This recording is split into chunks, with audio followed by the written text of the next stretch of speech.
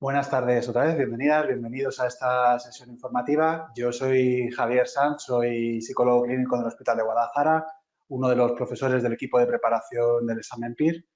Y nada, pues en esta sesión informativa nuestro orden del día es muy cortito, tiene 2 puntos. Primer punto, impresiones del examen de la convocatoria 2019, el que acabamos de hacer ahora el día 25 de enero de 2020. Y segundo punto, la presentación de los cursos que tenemos programados para este año 2020. Estaba preguntando mientras estábamos calentando motores y con los problemas técnicos un poco los que estáis aquí, bueno, los que estáis también online, ¿en qué situación estáis? Porque entiendo que estos 2 puntos del orden del día los tenemos que afrontar de forma distinta si ya habéis hecho el examen y esto de la valoración del examen es más un compartir, un intercambio de impresiones, un pensar juntos sobre lo que ha supuesto el ejercicio del examen y no sé si incluso algunos de los que habéis hecho tenéis opciones de conseguir plaza este año en función bueno, cómo salgan los puntos de corte. Estamos con mucha incertidumbre por ser la primera convocatoria con un examen de 175 preguntas, ¿no? No podemos guiar con el número de preguntas bruta de las convocatorias anteriores. Otro escenario posible es que estéis aquí, estéis en casa, con la idea de hacer un análisis del examen de este año para ver cómo es la tendencia actual del examen PIR, si os vais a presentar, qué dificultades ha supuesto a las personas que han hecho el examen este año para sacar el mejor examen posible, qué cambios ha habido recientemente en esta última convocatoria respecto a lo que venía siendo, ¿no? Entonces, claro, ahí las expectativas son un poco distintas. Viendo que esto es un poco heterogéneo, pues vamos a intentar integrar las dos cosas, ¿no? Entonces, en esta primera parte del análisis del examen, he hecho aquí una presentación, a ver si soy capaz de ponerla. Sí. Tenemos un recorrido bastante amplio desde la convocatoria 93 hasta esta última del año 2019. Y el examen, y no solo el examen, sino cómo el examen se une a la nota del currículum para conseguir el número de orden definitivo, todo eso ha ido cambiando bastante a lo largo de estos 26 años, ¿no? Han pasado bastantes cosas. El último cambio, que es el que nos tiene ahí con mucha incertidumbre, es el que aparece en la convocatoria del examen de este año, que afecta a las normas reguladoras de las pruebas selectivas, tanto en el expediente académico como en el propio ejercicio, como en el propio examen. En el propio examen hemos pasado de 5 horas de examen a 4 y también a menos preguntas, a 175 más 10 de reserva, frente a lo que venía siendo tradicional desde el año 2010, en los últimos 10 años aproximadamente, que eran 225 preguntas más 10 de reserva y 1 hora más para hacer el examen. Claro, cuando esto no lo planteamos prácticamente en el verano, es decir, cuando las personas que os ibais a presentar al examen ya lleváis un trabajo detrás seguro, ¿no? Porque no nos esperamos hasta después del verano normalmente a preparar la oposición, nos descoloca mucho, ¿no? Y ha supuesto que reajustemos los simulacros de entrenamiento en los cursos para ajustarlo al examen y hacernos preguntas como si eso iba a suponer que no solo el número de preguntas del examen, sino que si cualitativamente el examen iba a ser distinto. Que haya menos preguntas iba a afectar a que iban a desaparecer ciertas áreas, iba a ser una reducción proporcional en relación con lo que venía siendo hasta ese momento. Eso es lo que pensábamos, porque antes el examen era de 250 preguntas y cuando dio el salto a 225 tampoco desaparecieron áreas, ¿no? Entonces, un poco eso que estábamos esperando se cumplió. Y llegamos al examen, nos encontramos que no desaparecía ninguna área, que incluso algunas de las áreas se mantenían en un número muy similar, ni siquiera con una reducción proporcional a lo que eran 175 preguntas respecto a 225 y que en algunas pues ha habido una reducción pequeñita, ¿no? Proporcional. Es decir, que las sensaciones, no sé de los que lo habéis hecho y ahora podéis también hablar, de hacer el examen, era que un examen parecido al de otros años en cuanto al enfoque. Es verdad que al reducir el número de preguntas, la validez de la prueba, por lo menos la validez de contenido, se limita. Porque claro, yo no tengo la misma capacidad de representar en un examen todo el cuerpo de conocimientos del graduado de psicología con 225 preguntas o con 250, que si lo reduzco a 100 y pico. Pongo un ejemplo. En la parte de clínica de trastornos psicóticos, que es algo que trabajamos en clase juntos, nos hemos encontrado este año 7 preguntas. de esas 7 preguntas, todas menos una, eran de tratamientos. Y no había nada ni de epidemiología, ni de modelos teóricos, ni de características clínicas, ni de criterios diagnósticos.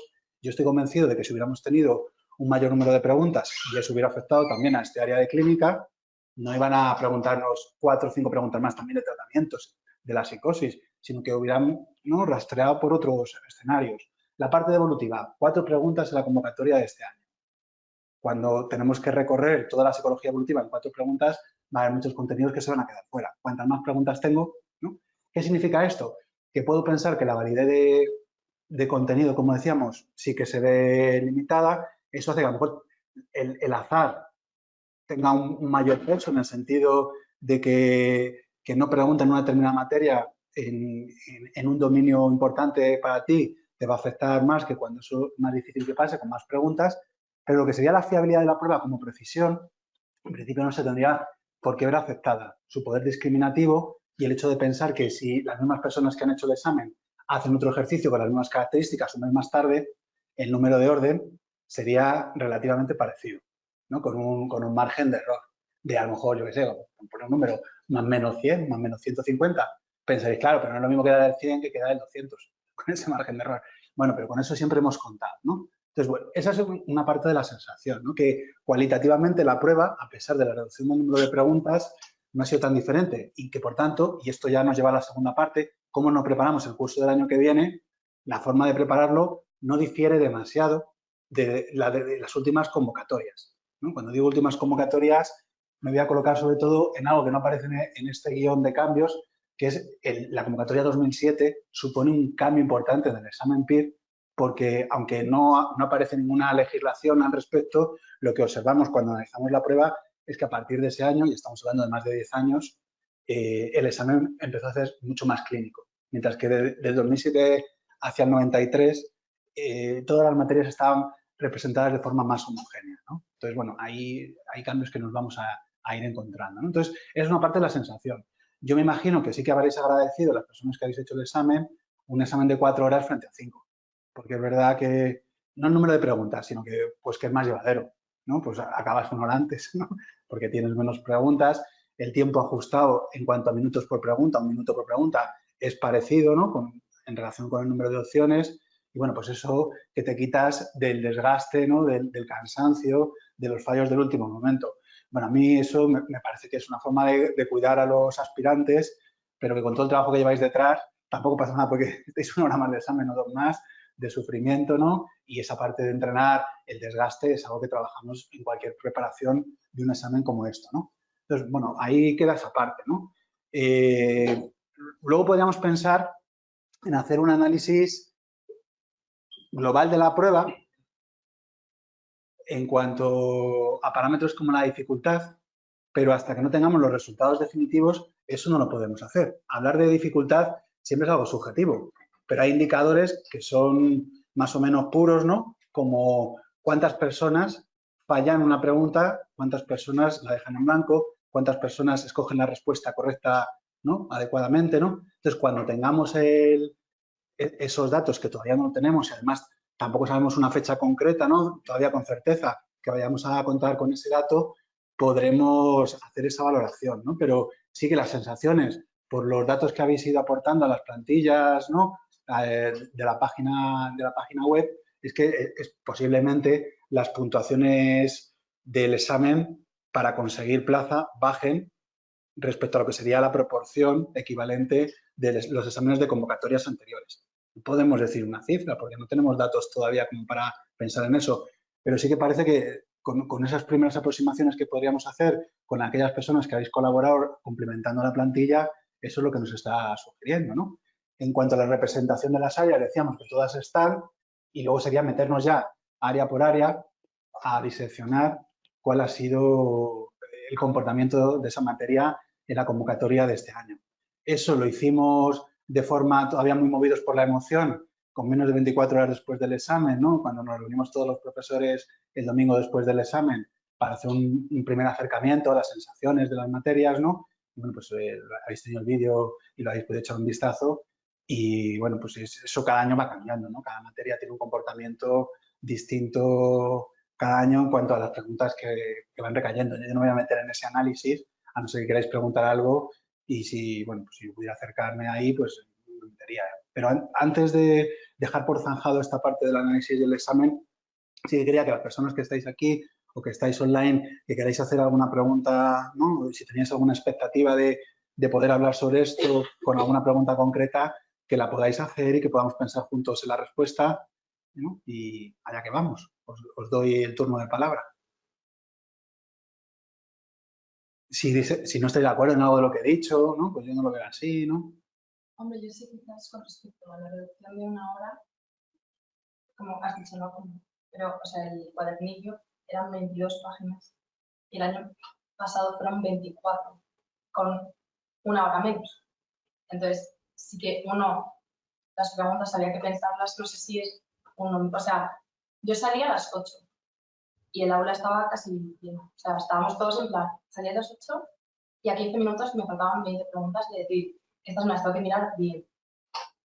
No sé, o sea, me parece que ahí no ha sido muy proporcional el quitar la hora y las preguntas, la dificultad, lo largas que podían ser. Yo ahí creo que no ha sido muy proporcional.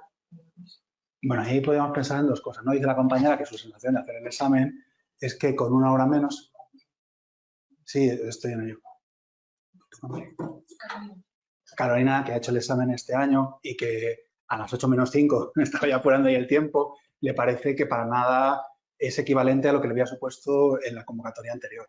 Entonces, una cosa es que una hora menos de sufrimiento y de suplicio sea más llevadero y una forma, decíamos, de cuidar al opositor, y otra cosa es que esté ajustado a la prueba. Eso no solo depende del número de preguntas, sino de la complejidad de las preguntas, de la extensión de las preguntas. Claro, yo puedo hacer una pregunta que es una viñeta de un caso clínico que ocupa una página completa, ¿no? O puedo hacer un enunciado que sea, señala la alternativa correcta. Es una pregunta igual, el enunciado no lleva ningún tiempo, ¿no? Entonces, depende de esos aspectos, ¿no? ¿Qué significa eso? Que si nos ha dado guerra la convocatoria de este año, porque con el nuevo cambio vamos más apurados, ¿no? Y decíamos que más o menos tenemos 1 minuto por pregunta, pero ese minuto cuesta más, pues entonces habría que trabajar esto durante el curso de preparación, cuidando mucho los tiempos, los simulacros, intentando ajustar los simulacros lo máximo posible al perfil de preguntas de este año. Es decir, que si los enunciados han dado más guerra porque eran más largos o porque eran más enrevesados o porque estaban formulados en negativos, que son cosas que normalmente desgastan en tiempo, meter esas características en los simulacros para que el día de la prueba, pues eso más o menos lo tengamos afinado, ¿no? Pero si ese es un análisis que haces tú desde hacerlo ahí, ¿no? Yo lo hacía desde corregir las preguntas en casa, pues tardo menos porque son menos preguntas. Pero claro, ajustado al tiempo es muy importante las sensaciones que nos vais transmitiendo también para ayudaros luego a prepararlo, y claro que lo vamos a tener en cuenta, ¿no? Esta sugerencia. Eso en cuanto al cambio, ¿no? Del número de preguntas. Claramente Carolina parece que prefiere 225 y 5 horas. O sea, no necesariamente, pero bueno, desde luego creo que cuidar no nos han cuidado nada. Que no ha sido por cuidarlos, no, a los opositores. Y sí, o sea, no sé, o sea, ya no el número de preguntas, sino la manera de formularlas. Y no tanto las preguntas, sino las alternativas. O sea, en mi opinión en general del examen, es como que las alternativas para discriminar eran mucho más peleonas, ¿sabes? Como que normalmente me quedaba con 2 y decía, estas 2. Y ahora era como 3, 4, o sea, no sé. Bueno, eso ya es la complejidad concreta de la prueba de la convocatoria de este año. A lo mejor el año que viene eso podría cambiar en cuanto a las preguntas particulares, porque eso lo hacen personas concretas que van cambiando convocatoria tras convocatoria, ¿no? Mientras que las características del examen en tiempo va a ser siempre el mismo, ¿no? Pero bueno, ahí está para hacernos pensar. No vamos a meternos en la intención que tiene, ¿no? El Ministerio de Sanidad cuando hace este cambio. Poníamos lo de cuidar a los aspirantes, pues a lo mejor no es esa la intención, tampoco podemos pensar que sea la contraria, pero las consecuencias son que vamos más apurados y que sentimos que eso no nos cuida. Y salimos una hora antes, pues salimos más con la lengua afuera.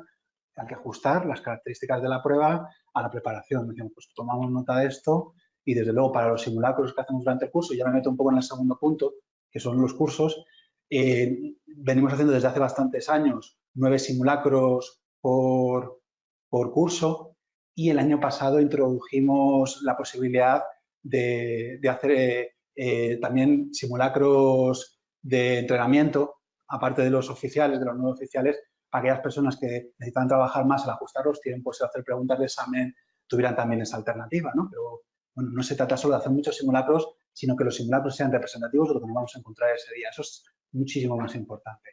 Bueno, ya que has roto el hielo, Carolina, te pregunto, ¿más sensaciones? Bueno, o sea, principalmente son las áreas de clínica principalmente, bueno, porcentajes de trastornos de personas, o sea, con preguntas muy específicas o trastornos muy específicos y a lo mejor, pues, depresión, ansiedad, los temas grandes de siempre, las preguntas han sido, en mi opinión, o sea, en realidad no me lo he mirado punto a punto porque no he sido capaz aún, pero en el examen como que, no sé, mi sensación en el examen es, todo esto yo no lo tengo, o sea, ¿dónde está esto? No lo sé, o sea, al igual que yo hago un examen y digo, esto está aquí, pam, pam, pam, el examen era como, buscar, no sé qué, y no, pues ahí te digo, pues muy gran parte del examen. De decir, no sé dónde está todo esto o esto es chungo. Vale. Bueno, y sufrirlo, o sea, yo lo sufrí un montón.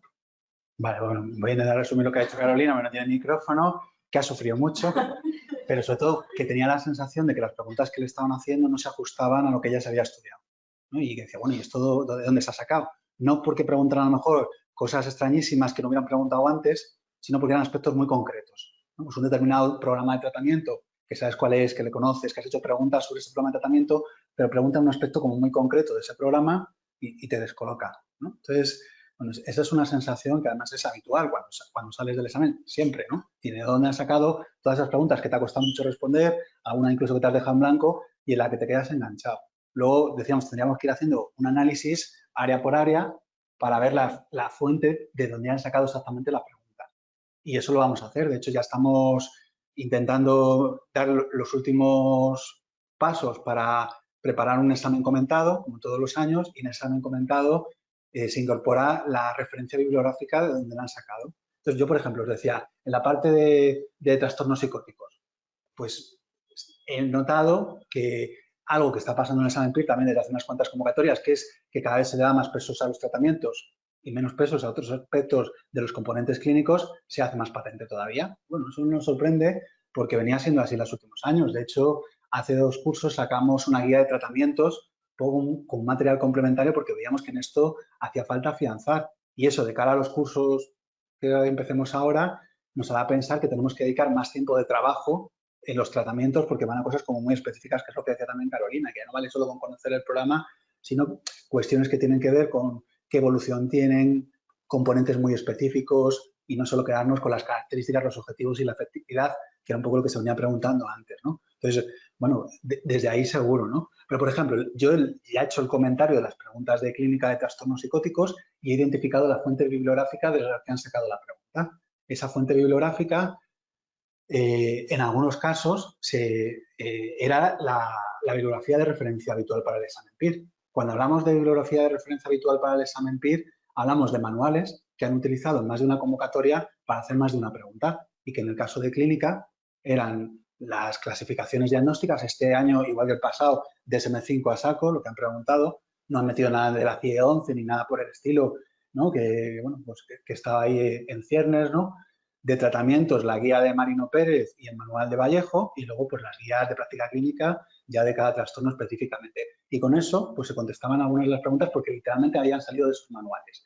Luego hay una pregunta que hablaba de la intervención sobre las alucinaciones en la psicosis, que estaba literalmente sacada de un manual que habían hecho preguntas del examen PIR, pero hacía muchísimo, es un manual de tratamiento cognitivo-conductual de Caballo, que la última reedición la tiene en 2002, pero es una reimpresión, más un manual de los 90 y que pues había quedado un poco anticuadillo para la terapéutica de los trastornos psicóticos, porque habla, por ejemplo, del trabajo con las personas con esquizofrenia en términos de un esquizofrénico. Encontrar ahora en bibliografía, ¿no? Para un esquizofrénico, ¿no? Esa terminología, ¿no? Es un manual que nos hacía bastante difícil que pensar que lo pudieran utilizar este año cuando, bueno, pues ya tiene sus años y han cambiado muchísimo las líneas. Pero la siguiente pregunta del examen, que también era de tratamiento de la psicosis, está sacada literalmente de un manual de publicación después de la convocatoria del examen PIR. Si la convocatoria del examen PIR fue el 9 de septiembre, pues este manual se ha editado después. Entonces, tenemos un contraste bastante grande, ¿no? Y la siguiente pregunta, también del mismo manual, literalmente, ¿no? Entonces, lo que significa es que cada vez contestar a algunas preguntas del examen de terapias es muy complejo porque no solo tenemos que estar actualizados, sino que tenemos que integrar, ¿no?, muchísima bibliografía de referencia.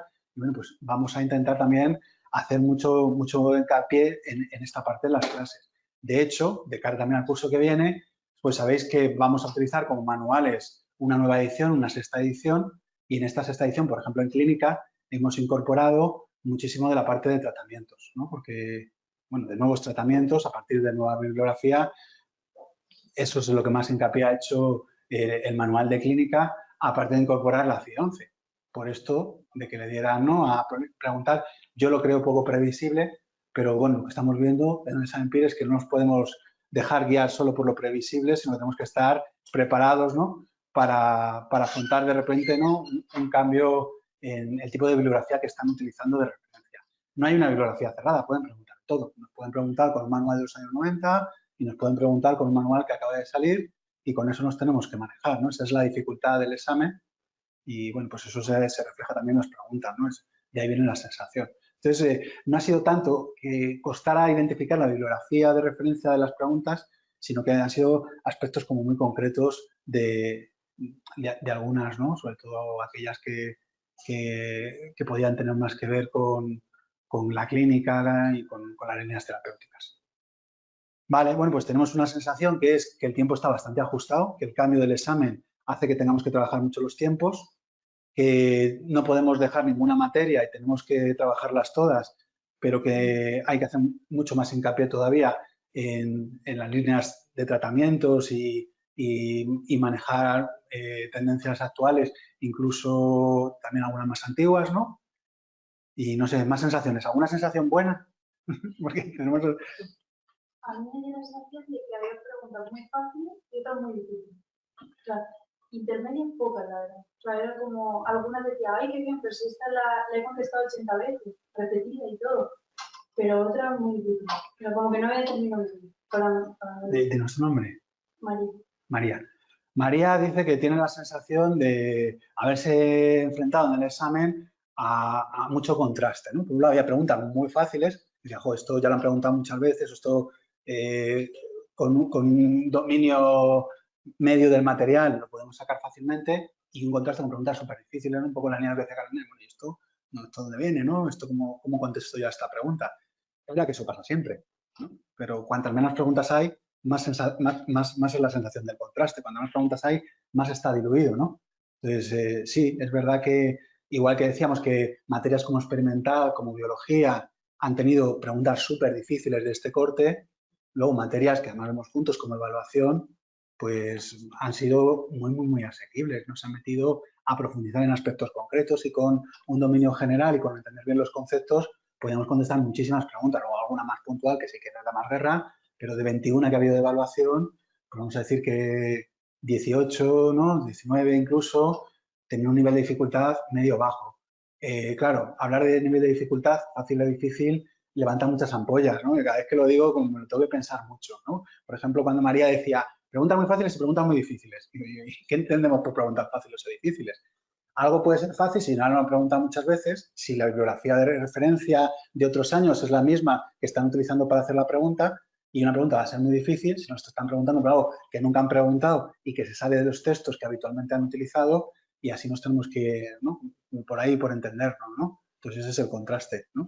Siempre va a haber, de todas formas, algunas preguntas del examen que podemos llamar incontestables, en el sentido de que son aspectos súper concretos de bibliografía muy específica que si te manejas en ese campo, pues probablemente lo puedas responder bien, pero no puedes manejar todos los campos de los contenidos de la psicología, que es lo que ocurre en el examen.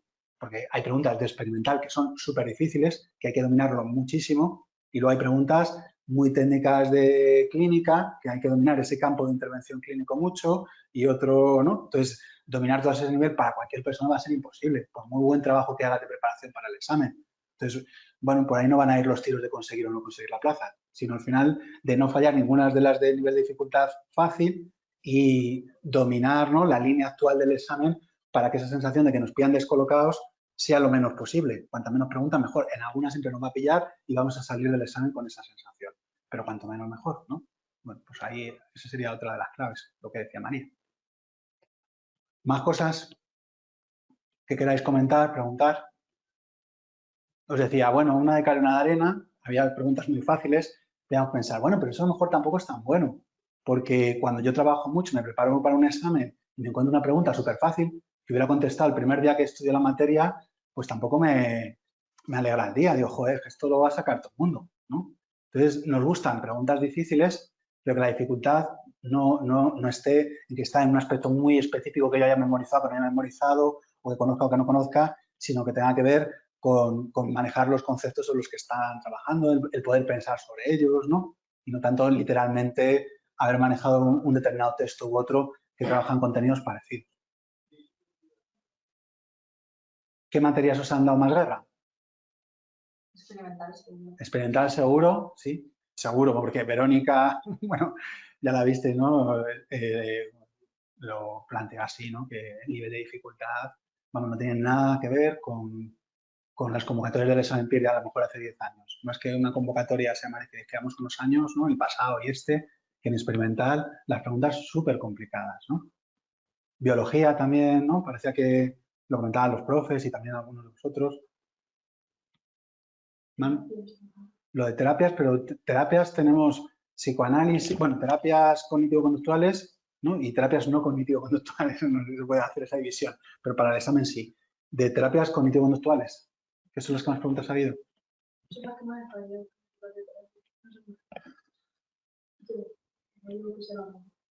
Vale, entonces, esto es un análisis que habría que hacer si uno ha hecho el examen, tiene intención de presentarse a la próxima convocatoria, ya materia por materia, ver qué ha pasado, en cómo ha rendido y desde ahí pensar que el punto de partida no tiene nada que ver con cuando te has presentado otras veces y hacer un trabajo desde ahí. Y aquellas personas que os vais a presentar por primera vez, no dejaros asustar por esta sensación derrotista, ¿no? De que acabamos de hacer una prueba como esta, con estas implicaciones y bueno, también ponernos en realidad de la complejidad del examen y que no se nos pasen por alto aspectos que van a ser claves en la preparación del examen, ¿no? Entonces, bueno, las dos cosas.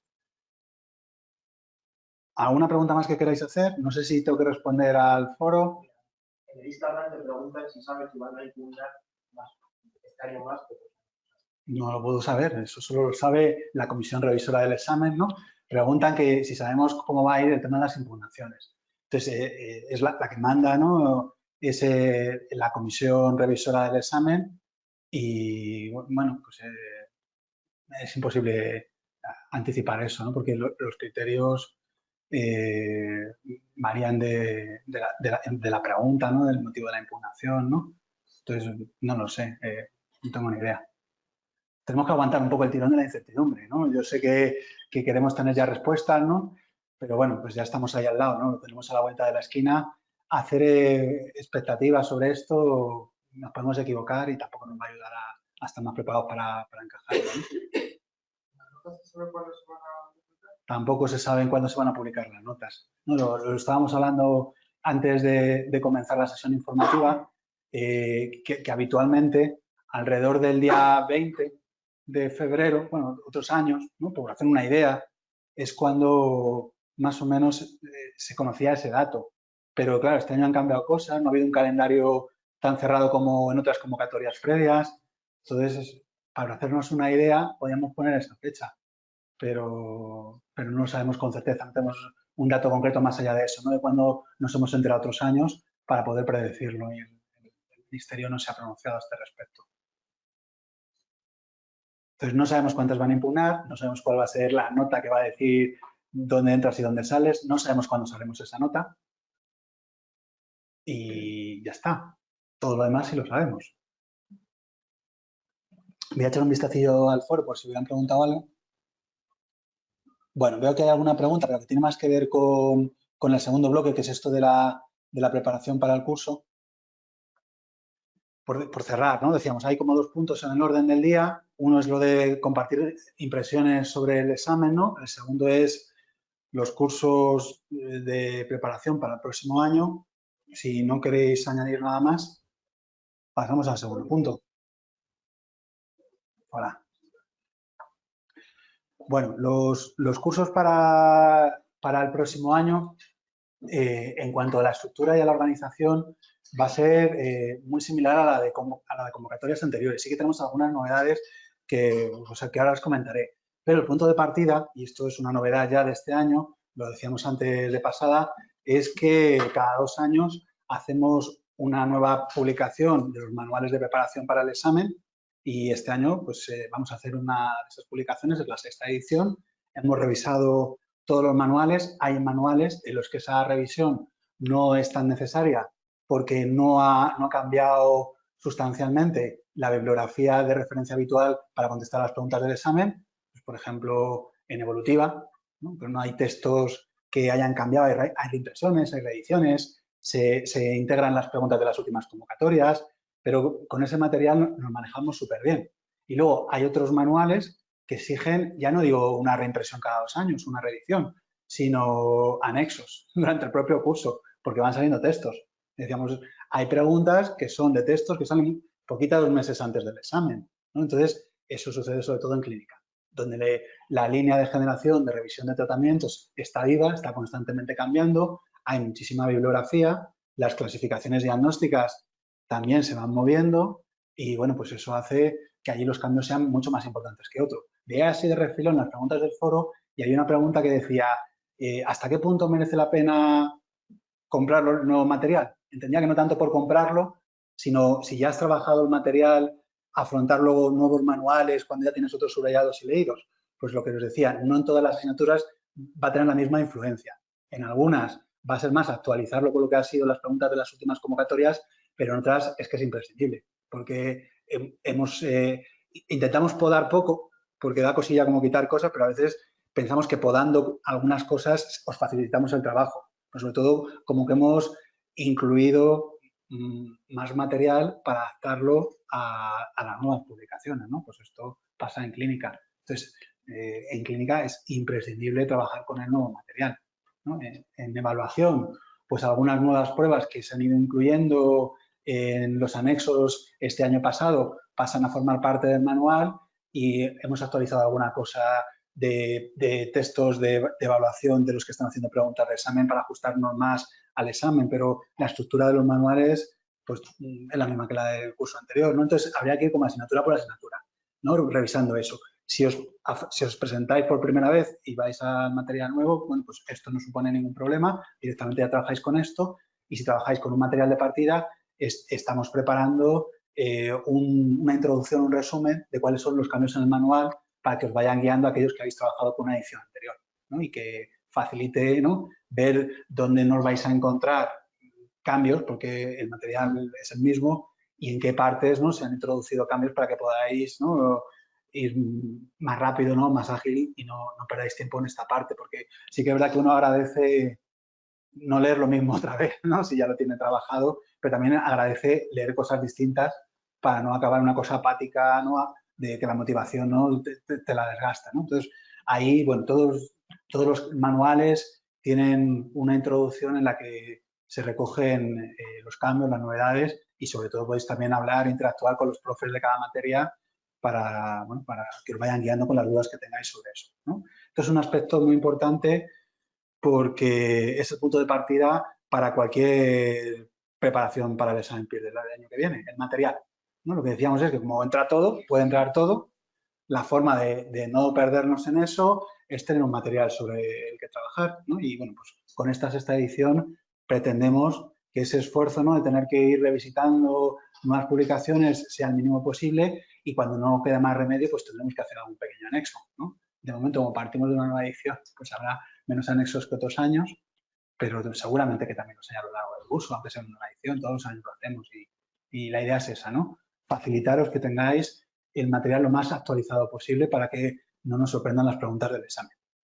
Una vez que ya tenemos el material de partida, el siguiente punto serían los cursos de preparación. Sabéis que tenemos cursos de preparación a distancia y cursos de preparación presencial. Este año pasado hemos explorado la modalidad online para aquellas personas que les gustaría hacer un curso presencial, pero, bueno, pues por su horario, por la localización geográfica de los cursos y su lugar de residencia o por lo que sea, no se pueden acercar y no quieren hacerlo a distancia porque prefieren tener como ese aporte de la clase. Entonces, este año lo hicimos con el curso de mayo y, bueno, pues tuvimos esa primera experiencia, pero este curso lo vamos a introducir en todos los cursos presenciales. Todos los cursos presenciales, ¿no? Pues se van a poder hacer online y aquellas personas que por algún motivo pues no pueden ir a una clase, podrán ver la clase online, ¿no? Que estén en la parte presencial, o si la quieren repasar, tendrán la posibilidad de revisitar la clase,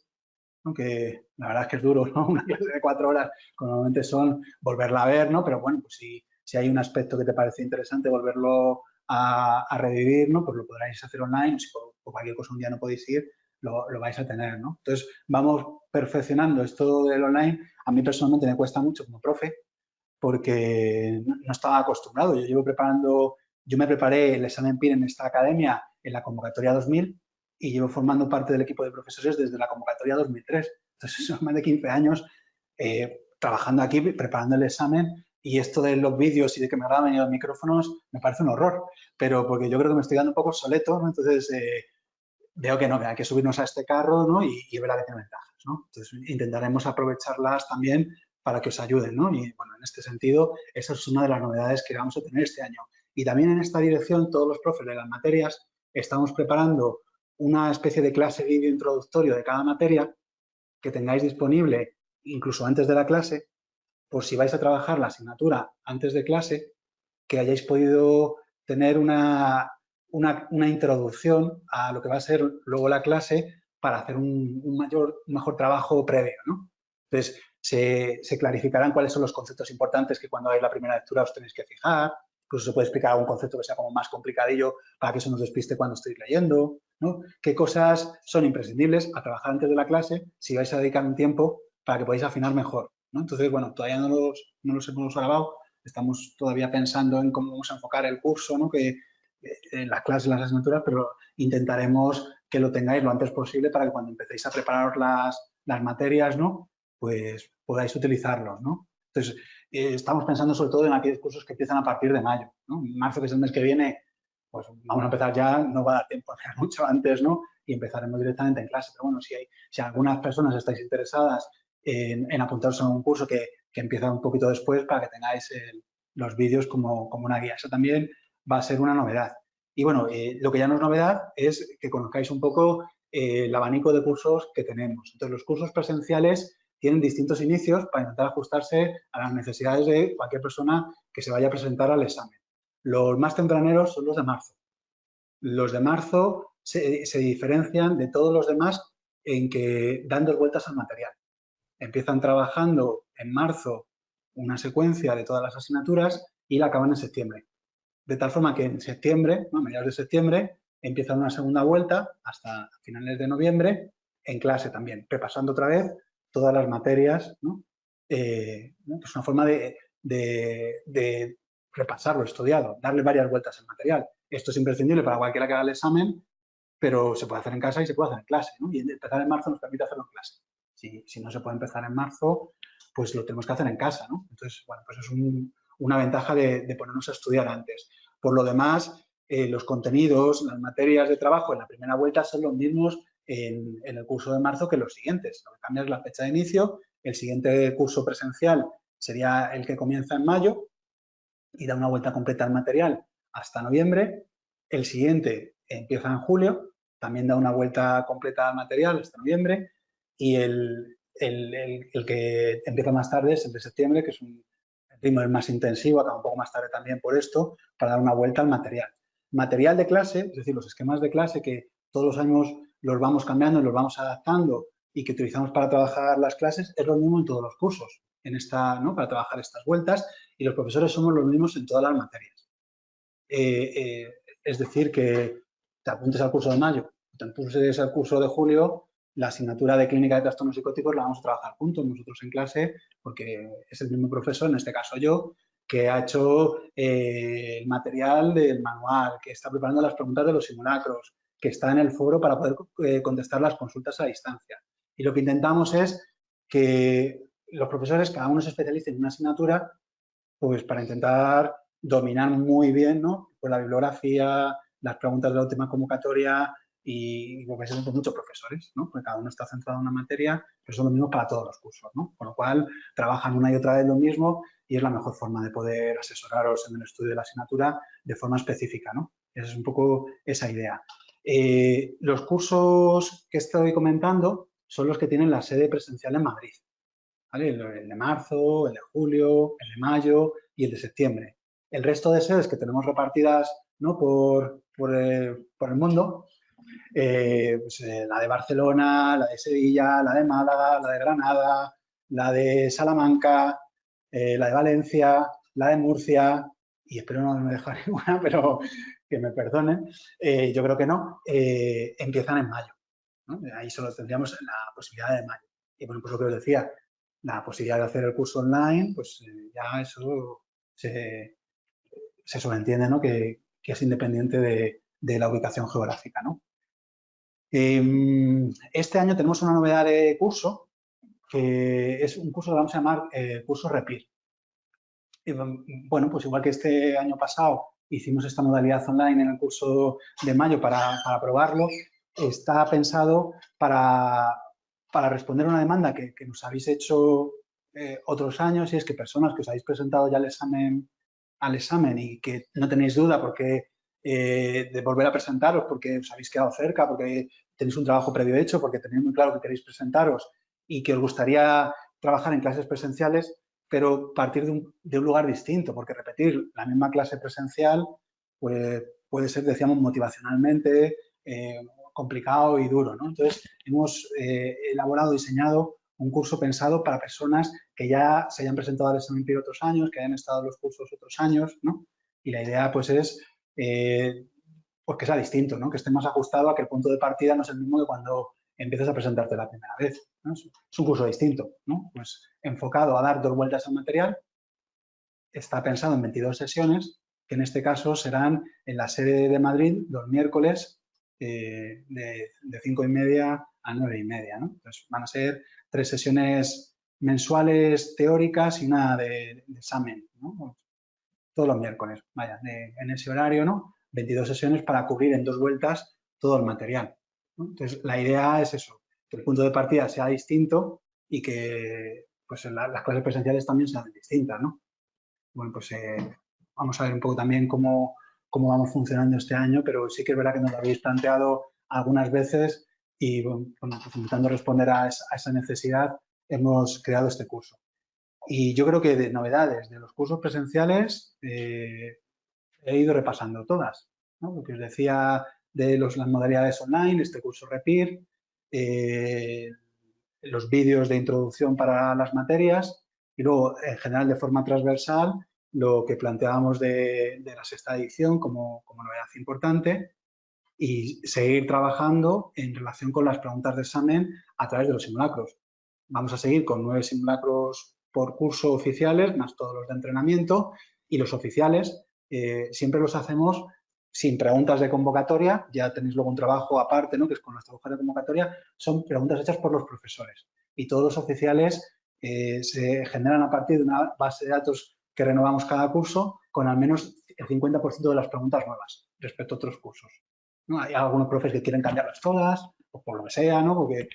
Y otros que, porque manejan más volumen de preguntas, ¿no? Combinan algunas de las más interesantes de otros cursos con al menos la mitad nuevas, ¿no? Para que si alguien ya ha hecho los simulacros, que no se las conozca ya, claro, ¿no? Y sobre todo para poder ajustarlas a los cambios que decíamos de las últimas convocatorias. Entonces, por lo que habéis dicho antes, queréis simulacros más largos, con preguntas más difíciles. Bueno, intentaremos ver, ¿no? Pues eso, la bibliografía de que han hecho las preguntas, utilizar esos mismos manuales para hacer las preguntas, jugar con preguntas que han hecho transformándolas, pero para que tengan la misma estructura, ¿no? Y que tengamos la sensación de que es parecido a lo del examen, que nunca es igual, pero bueno, lo más parecido posible, desde luego eso lo tenemos en la cabeza siempre cuando hacemos las preguntas de los simulacros. A ver qué más novedades de los cursos me quedan. Sí. Sí, todos los cursos, incluido el REPIR, tienen modalidad presencial y también se van a grabar para que tengan modalidad online y online en directo, sí, sí, sí. El curso REPIR es online en directo también. Sí. Bueno, Seguro me he dejado más cosas y se me ocurrirán, pero si tenéis preguntas, vamos a aprovechar para, si me callo un poco y os dejo hacerlas y las intento responder. ¿El curso de aquí cuándo empezaría? Me han dejado una chuleta. No lo sé. Aquí, sí, comienza el 29 de abril. ¿No? Está programado para comenzar el 29 de abril. Y pues eso, de abril hasta noviembre, excepto el mes de agosto, como el resto de cursos, y el horario es los miércoles de 5:30 a 9:30. Sí. Ahora ir revisando, no haber hecho nada mal. Está.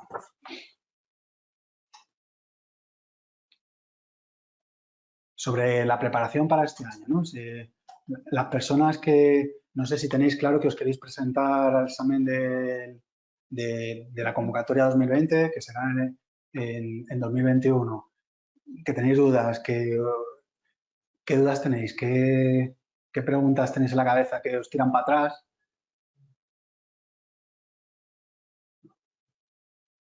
¿Tenéis más o menos claro? Preguntas de cuándo retomar el estudio. ¿Cuándo retomar el estudio? Cuando preguntan cuándo retomar el estudio. Si dicen retomar el estudio, entiendo que es que han hecho el examen, ¿no? Entonces, yo me daría un mes de vacaciones, por lo menos, ¿no? Que ya llevamos unos cuantos días, ya no queda tanto, ¿no? Pero cuanto antes lo retomemos, después de habernos depurado y haber cuidado, mejor, ¿no? Entiendo también que todavía no han salido las notas, ¿no? No podemos retomar el estudio hasta que nos salgan las notas.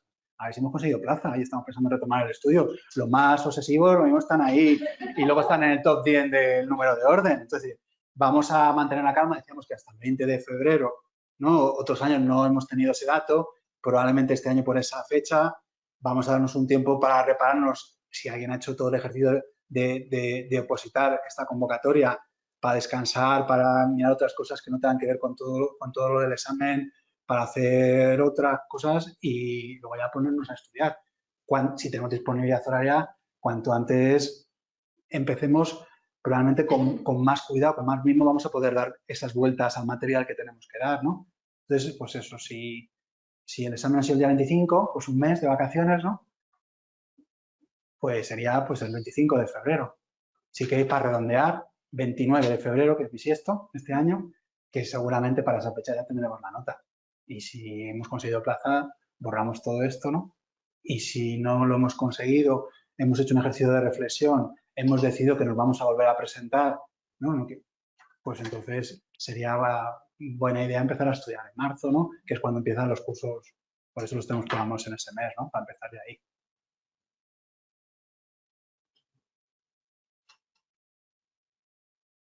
Venga, más cosas, animaros, venga a preguntar. Y luego una vez que se abre el melón, no paramos de preguntar, no vamos aquí en toda la tarde, a veces como me cuesta empezar.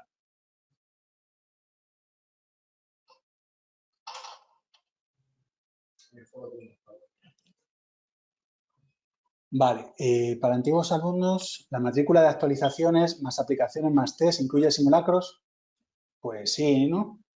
¿Se podría hacer algún simulacro de forma presencial en la academia para ensayar de una forma más real? Sí, claro, los alumnos de las distintas modalidades pueden acercarse a las sedes a hacer algún simulacro en esas condiciones, ¿no? Sí, no habría problema para venir a la academia en los que están programados para hacerlo también para los alumnos presenciales. Eso es independientemente de la modalidad.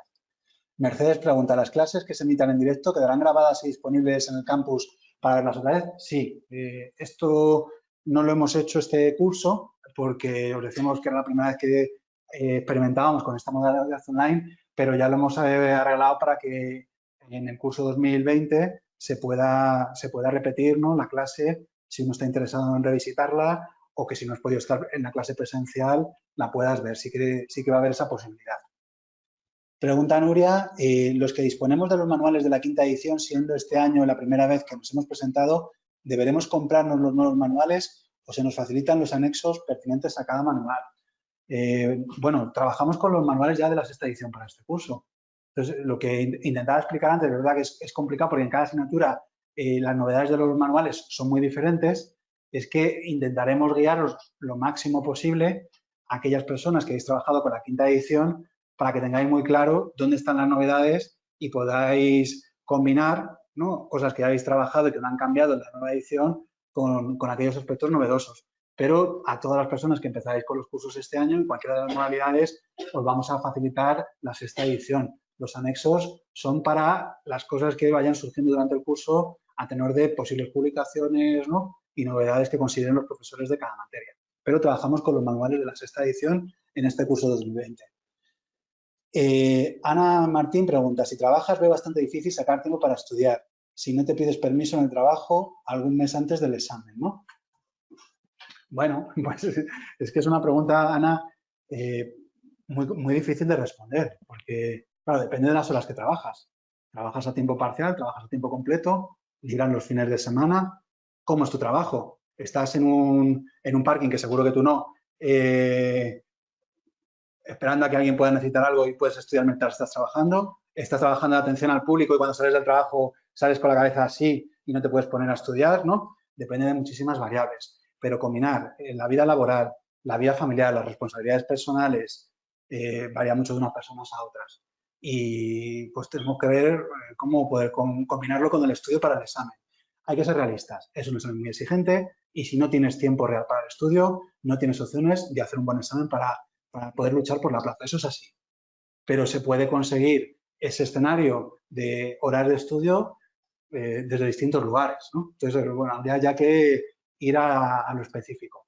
Pero, bueno, en relación con esta pregunta, me viene a la cabeza, también que no he comentado, que para este tipo de dudas, ¿no? Existenciales, ¿no? Sobre cómo organizar el estudio y conciliarlo con una vida muy exigente, tenemos tutorías de orientación de estudio personalizadas para cada uno, para vernos con generalidades, ¿no? De, bueno, pues sería buena idea cogerte un mes de vacaciones el mes antes del examen y ponerte a estudiar, que seguramente lo sea, pero dependerá luego de las condiciones personales y de que te puedas pedir esas vacaciones o no el mes antes del examen. Entonces, las tutorías de orientación de estudio personalizadas las hace una de las compañeras profes de preparación, que es Rosa, y bueno, pues si os engancháis con cualquier cosa que tiene que ver con aspectos de cómo afrontar la preparación, ella os pide que os pongáis en contacto con ella, que le deis el teléfono, os llamará, ¿no? Os pedirá que le mandéis qué dudas tenéis por escrito, pues para preparar un poco esa tutoría y, bueno, pues hablará con vosotros directamente para pensar, ¿no? En respuestas más concretas y ajustadas a cada caso. Y para cuestiones como más generales de recomendaciones, que aunque sean más de sentido común y de perogrullo, pero que no podemos perder para prepararnos el examen, todos los cursos van acompañados de alguna tutoría de orientación general de estudio que hacemos en clase, ¿no? Pues para situarnos, ¿no? Pues si estamos en el curso de marzo y cambiamos de vuelta, pues para situarnos en lo que supone cambiar a la segunda vuelta. Si estamos en otro curso, ¿no? Y acabamos de empezar a prepararnos, ¿cómo podemos afrontar eso? ¿No? Más generales para todas las personas que estamos en clase en ese momento. Y luego las más específicas las podéis solicitar un poco a la carta para sentiros también acompañados a lo largo de todos los meses de preparación. Entonces, bueno, pues esto sí que lo llevamos haciendo ya unos cuantos cursos y está funcionando muy bien. La valoración de las personas que utilizáis este espacio es muy positiva y sirve para contestar preguntas como esta, ¿no? Yéndonos ya a lo específico de cada uno, ¿no? Porque si no, nos quedamos en algo muy general que probablemente se nos quede como un poco pobre, ¿no? De cómo conciliar estas cosas. ¿Demás? Bueno, hasta luego. A ver, Javier, Beatriz pregunta, ¿los esquemas también van a cambiar en la sexta edición? Los esquemas son independientes de la edición, los esquemas los cambiamos todos los cursos. Entonces, os decía que las ediciones normales son cada 2 años, pero los esquemas de clase los vamos adaptando todos los cursos. Cuando algún año cambia un profesor, pues también le gusta cambiar para tener un poco más a su gusto, ¿no? Los esquemas de clase. Cuando hay un anexo, hay una publicación, se incorpora en el material que utilizamos en clase y también en el esquema. Los esquemas los cambiamos absolutamente todos los cursos, ¿no? Y se tratan de actualizar independientemente del manual. O sea que sí, serán todos los esquemas de clase nuevos adaptados al curso de este año. A ver, ¿qué más cosas? En vuestra página web se expone, como siempre, todos los antiguos alumnos que se matriculen en los cursos presenciales o distancia completa recibirán esta nueva edición de forma gratuita. ¿Significa que obtendremos esta edición de forma gratuita? Sí, es un poco lo que os contaba antes, que vamos a trabajar con la sexta edición en todas las modalidades. Entonces, cuando ponéis la matrícula, en cualquiera de estas modalidades, aunque sea antiguo alumno, pues se proporcionará el material de la sexta edición. Sí, sí, eso va incluido en la matrícula. No vamos a trabajar con otras ediciones que no sea la sexta. Si alguien tiene un material más antiguo, pues cuando se apunta a cualquiera de las modalidades se le facilitará el nuevo material para que lo tenga actualizado.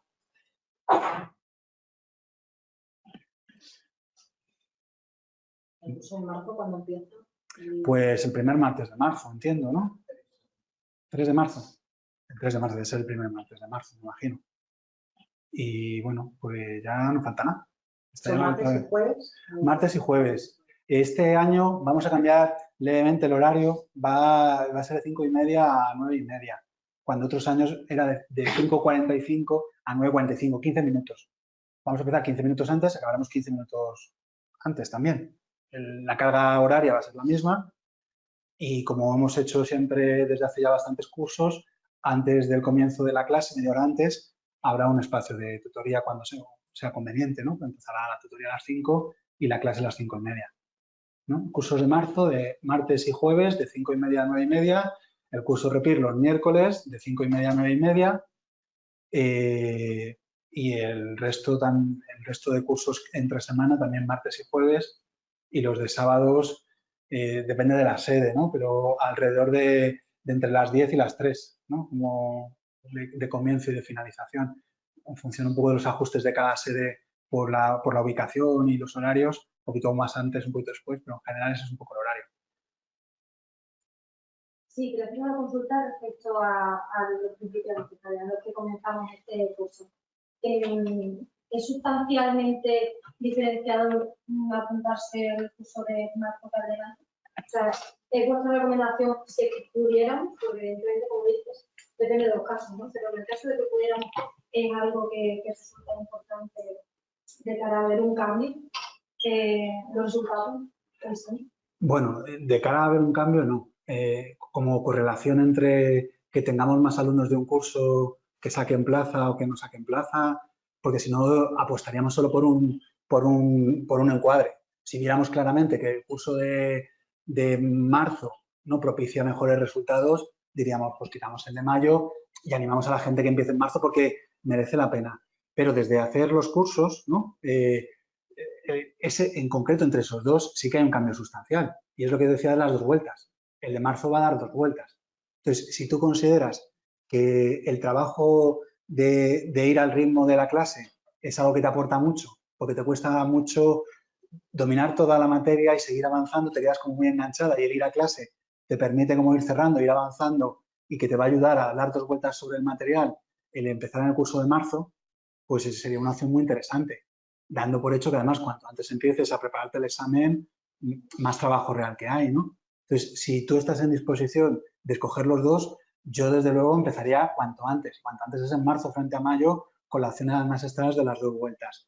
Si hay otras razones que te van a impedir trabajar en los meses de marzo, abril, pues imagínate que alguien estuviera con el TFG, ¿no? Y dice, es que yo hasta final de la primavera no voy a poder dedicar mucho tiempo al estudio, aunque pueda ir a clase, no voy a poder trabajarlo porque voy a invertir muchas horas. Tiene más sentido a lo mejor empezar en mayo, ir al ritmo de la clase, no perderte, tener una sensación de dominio de lo que vas a estar trabajando y dar las vueltas tú por tu cuenta. Entonces, si no tienes esas condiciones, yo empezaría en marzo, ¿no? Por ese ritmo y por lo de las 2 vueltas. Pero si vas a ir con la lengua afuera o no vas a poder trabajar y vas a hacer acto presencial en clase, pero no vas a poder trabajar en tu casa esas clases antes, yo, no tendría ninguna duda, yo empezaría en mayo. Entonces, entre esas 2 opciones estaría. ¿Tú en qué caso estás? Pues lo estoy pensando. ¿Cómo te llamas? Sí. ¿Cómo te llamas? Ana. Sí, le estoy dando una vuelta para ver. No lo tienes claro. Sí, más que nada a nivel laboral, de tomar decisiones importantes a nivel laboral.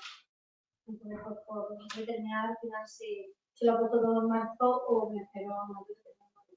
Eso, pero más que nada de cara a las personas que inician, es decir, porque a quien ya ha tenido la experiencia, pues supongo que te daré un tipo de asesoramiento, para quien inicia, pues sí, si era representativo el apuntarse antes para tener más tiempo, tomarse de otra manera.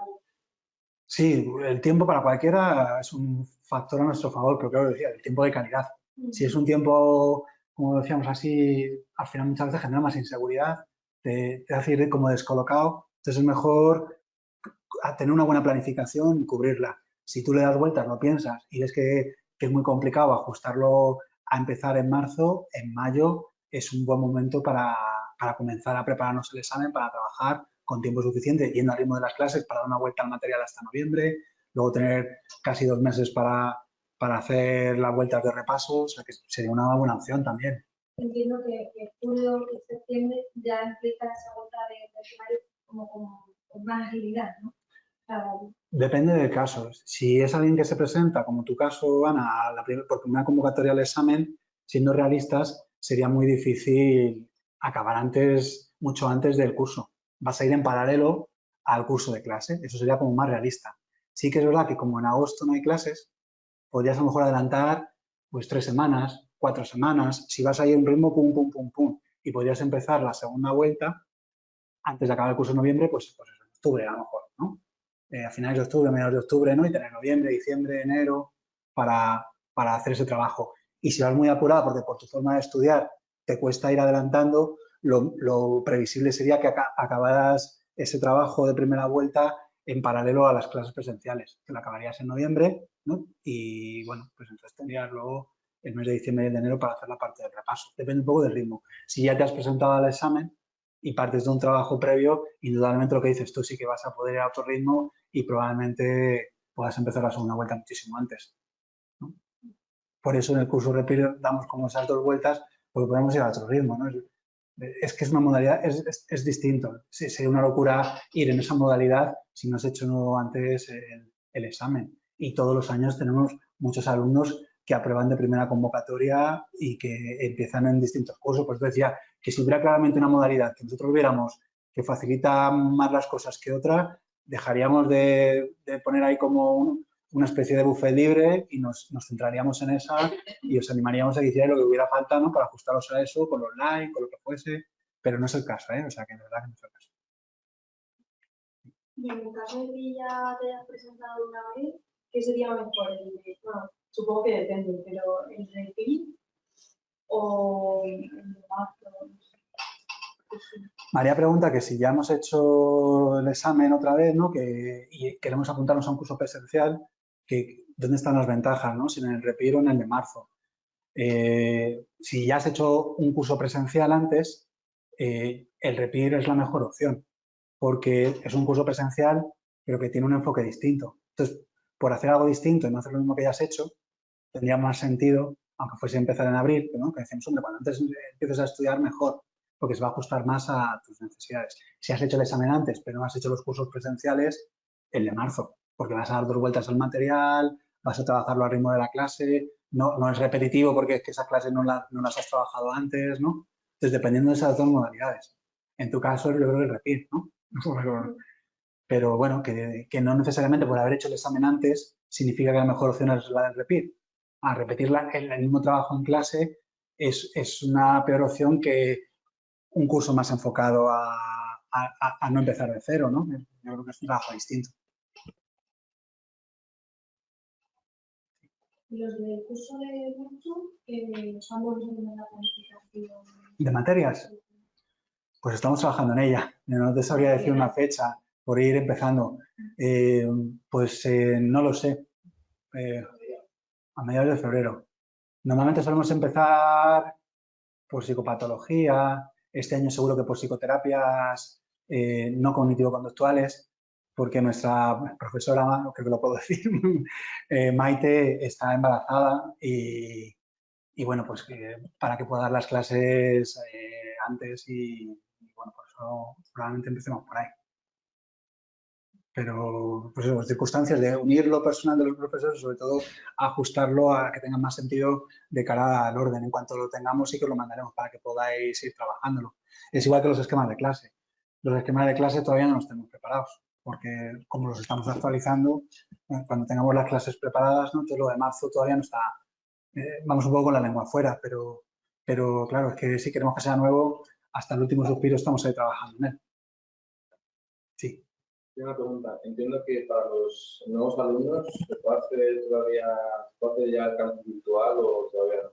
Esperar hasta que empecemos las presenciales. Hay que esperar. Sí. Estamos haciendo los cambios y tal la semana que viene. Sí, porque intentan acceder.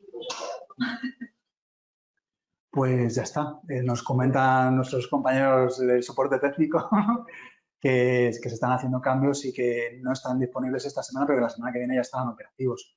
Yo me intuía que no podíais acceder porque no me llevaba ninguna pregunta en el foro. Y digo, joder, qué raro, ¿no? Y dije, bueno, pues estarán descansando y cuidándose, que gente más sana, como se nota que son psicólogas y psicólogos, ¿no? Más sensatos, se están dejando estas semanas hasta que esté ya. Pero bueno, es eso unido a que no estaba operativa la plantilla, la web, pero la semana que viene ya probablemente esté funcionando.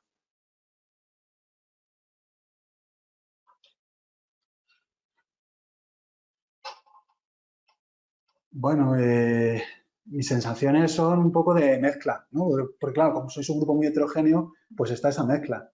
Entonces, la sensación esta de esperando a que salga la plantilla, de algunos que habéis hecho el examen, de madre mía la que se me viene encima, de aquellos que no os habéis preparado ahora, de un montón de dudas pero muy distintas todas juntas, ¿no? Y bueno, pues es un tono que en la terapia de aceptación y el compromiso, ¿no?, llamarían de desesperanza creativa, ¿no? Vamos a pensar. Pero bueno, pues que nos sirva para luego tomar decisiones que se ajusten a lo que necesitamos, que cada uno es distinta, ¿no? Y tiremos para allá, ¿no? Otra pregunta. El papel del expediente académico en todo el proceso de examen, ¿hasta qué punto es determinante? O sea, quiero decir, ¿hay alguna nota por debajo de la cual ni lo intentes, básicamente? No. ¿Cómo te llamas? Celia pregunta por el papel del expediente académico en el número de orden final, porque estamos hablando todo el rato del examen, pero la nota de orden es el examen con el cómputo del expediente académico. Entonces, podríamos decir que hasta la convocatoria, hasta el año 2, hasta que se cambió el peso del expediente académico del 25 al 10%, tenía un peso importante. De tal forma que nos encontrábamos todos los años, sobre todo con lo del doctorado, con doctorados cum laude, que bueno, pues las personas que habían presentado la tesis podían estar en esa posición haciendo un examen, vamos a decir, decente, pero no súper bueno como el que se necesita ahora para conseguir plaza, tenían opciones para conseguir plaza. Esto cambió radicalmente cuando se modificó al 10%. Con el 10% del peso del expediente académico con la nota, lo que hemos visto es que ha dejado de ser decisivo. De tal forma que no nos tendría que tirar para atrás ni siquiera un expediente académico de lo que antes llamábamos un 1, que era un aprobado. Claro, tenemos también la novedad de esta convocatoria de que el expediente académico ha cambiado en cuanto a la baremación. Por un lado, pasa de valorarse de 0 a 4, ¿no?, como teníamos antes, a 0 a 10, y por otro lado, hasta la última convocatoria contaban las notas solo troncales obligatorias y ahora es del expediente académico. Entonces tenemos que ver qué pasa con esto.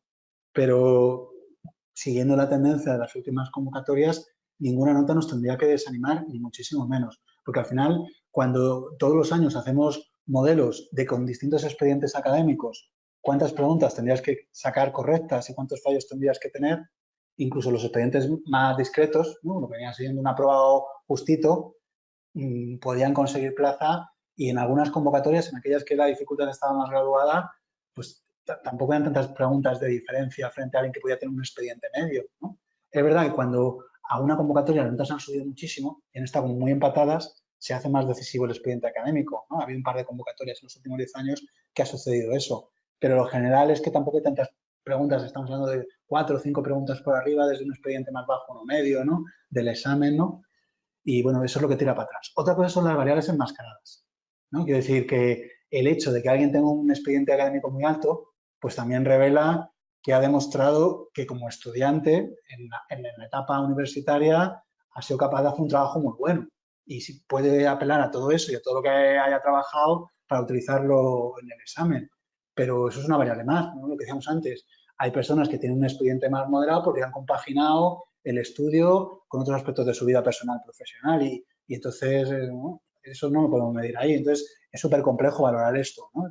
Pero en principio, desde luego, sí que os animamos a que no os tire para atrás el expediente académico para hacer el examen. Que deben ser otras variables las que os tiren para atrás y al final es eso, ¿no? Es que hay que pensárselo mucho, siempre lo decimos, antes de dar el paso preparados el examen, hay que darle muchas vueltas, es muy exigente, hay que tener muy claro a dónde vamos, pero que tengas un expediente académico más cerca del aprobado no debería ser una razón para tirarte para atrás. Si no vas a poder trabajar ahora e invertir en estudio. Todos los años tenemos alumnos, alumnas con expedientes también bajitos que consiguen plaza. Nada, suerte. Y espero, no quiero verte en ningún curso.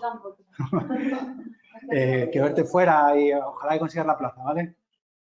Chao. Bueno, esto lo extiendo a todas las personas que habéis hecho el examen este año, ¿no? Y que estáis ahí esperando y sufriendo hasta conseguir la nota.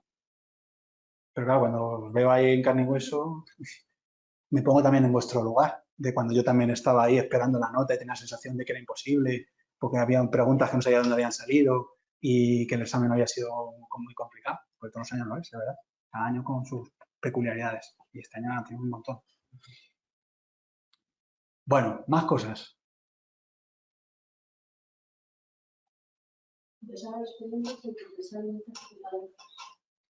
Sí, pero es verdad que esto no sabíamos ni responderoslo cuando salió la convocatoria, porque no estaba claro. Entonces, leyendo la convocatoria, esa era la interpretación que se hacía, pero sabiendo que en años anteriores solo eran troncales obligatorias, no estaba definido. El Ministerio se ha pronunciado al respecto porque se han hecho varias consultas y sí que tenemos claro que es el expediente global de todas las asignaturas, de 0 al 10. Y bueno, el lectorado sigue puntuando como antes, proporcionalmente, o sea que eso no ha cambiado.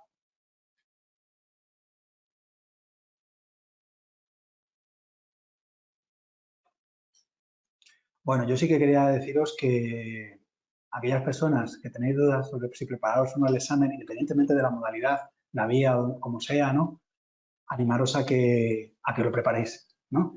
No venderos ninguna moto. No quiero decir que si nos ponemos a analizar de forma aislada lo duro que es el proceso de oposición al examen, a veces podemos perder de vista para qué hacemos todo eso. Y lo que hay después del examen, si conseguimos la plaza, es una oportunidad profesional brutal.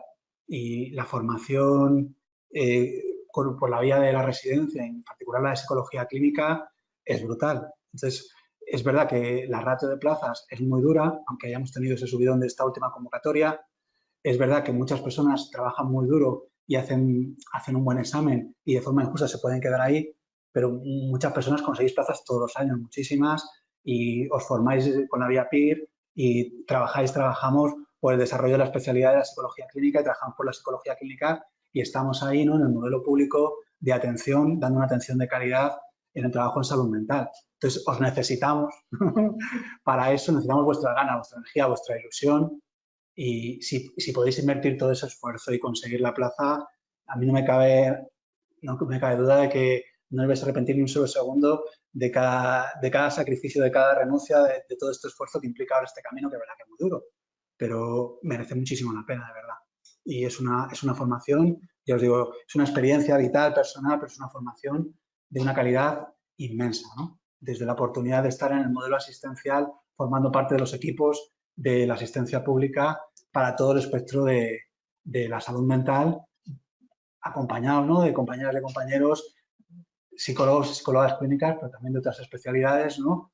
Y el privilegio y la suerte de poder trabajar con muchísimas personas con problemas de salud mental a las que atendemos y que confían en nosotros, ¿no? Y de verdad que eso merece la pena todo este esfuerzo. Pero luego hay que pensar si uno puede hacer ese esfuerzo, ¿vale? Pero no perdáis tampoco la meta, ¿no? Porque si no, yo salgo aquí un poco diciendo, jolín, qué duro, ¿no? Pues esto es lo que tiene lo que decíamos de la desesperanza.